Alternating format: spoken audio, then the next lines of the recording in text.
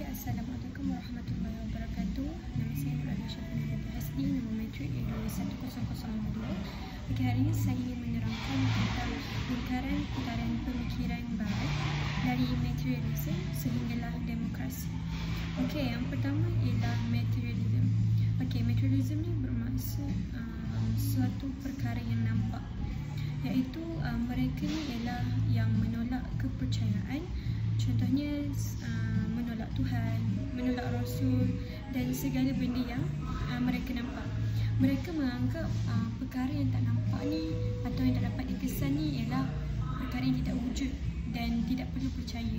Maka mereka ni percaya kepada perkara yang nampak sahaja dan bukannya kepada benda yang tak nampak.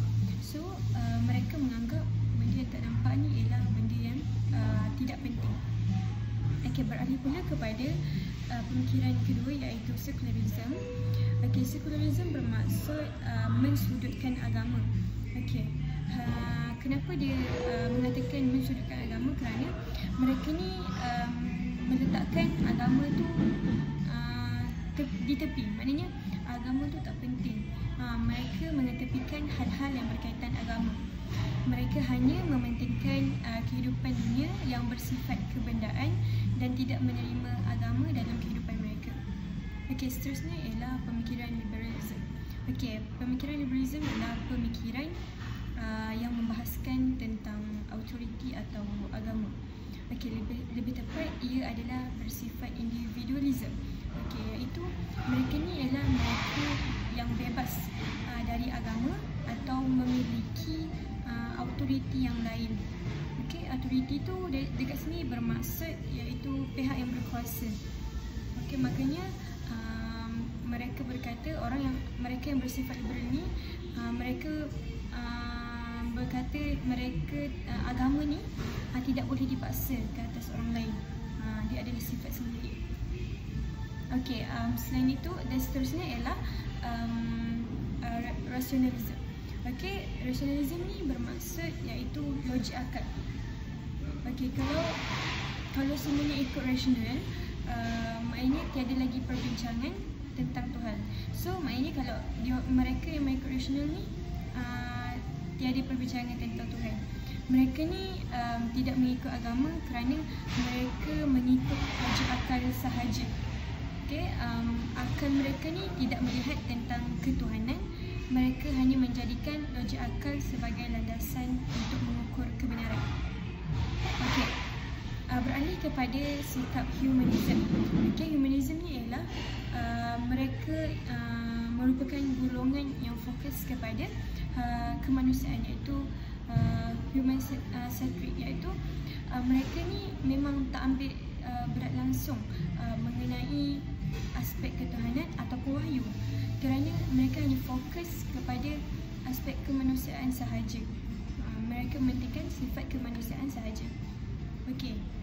Seterusnya ialah human right. Human right ni bermaksud hak asasi manusia. Bila mereka melihat kepada dimensi manusia, yang ada ialah keinginan manusia, rohnya atau keinginan manusia, rohnya, dalamannya dan lain-lain lagi. So apa yang mereka fikir tentang keinginan manusia adalah hak manusia. Sebagai contoh, orang kaya, orang miskin. Contohnya orang kaya mestilah ada keinginan mereka masing-masing. Orang miskin pun ada keinginan mereka masing-masing. So maka kat sini dia menjadikan keinginan tu sebagai hak mereka. Sebagai contoh, orang lelaki yang ingin menjadi wanita, yang kita boleh lihat sekarang yang terkenal ialah Sajat. So dari segi situ dia menjadikan keinginan yang ingin menjadi seorang perempuan itu adalah haknya. So sedangkan itu adalah keinginan sahaja, bukannya hak. So kalau dari segi situ, kalau kita ni tiada pegangan agama, kita tidak boleh tentukan mana satu hak ataupun mana satu keinginan. So kalau ikut logik akal sahaja, apa yang mereka nak ni adalah hak. So kalau ikut logik akal, orang kata tak masuk akal lah, sebab keinginan tu dijadikan sebagai hak. Sebab kalau kita ikut agama, tak bolehlah macam tu kan, sebab menjadikan keinginan tu sebagai hak. So dekat sini pemikiran human right, hak asasi ni dia meletakkan keinginan itu sebagai hak. Okay. Seterusnya ialah pluralism. Okay. Maksud pluralism dekat sini ialah semuanya betul, tiada yang salah. So semua pemikirannya adalah betul dan tiada salah. Hal ini kerana mereka mengikut pemikiran masing-masing, iaitu tiada pihak yang lebih tinggi untuk menentukan mana satu betul dan mana satu salah.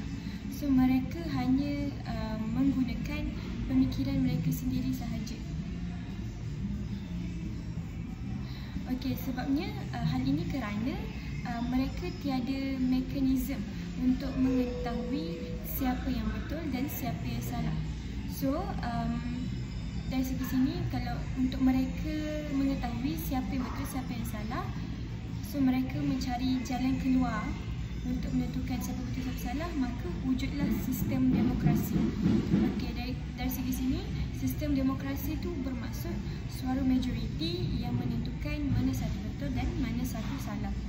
So sekiranya mereka adalah seorang yang berpegang kepada demokrasi, maka mereka ni ialah mestilah seorang yang sekular, pendukung moral, seorang yang humanism, memiliki sifat human right.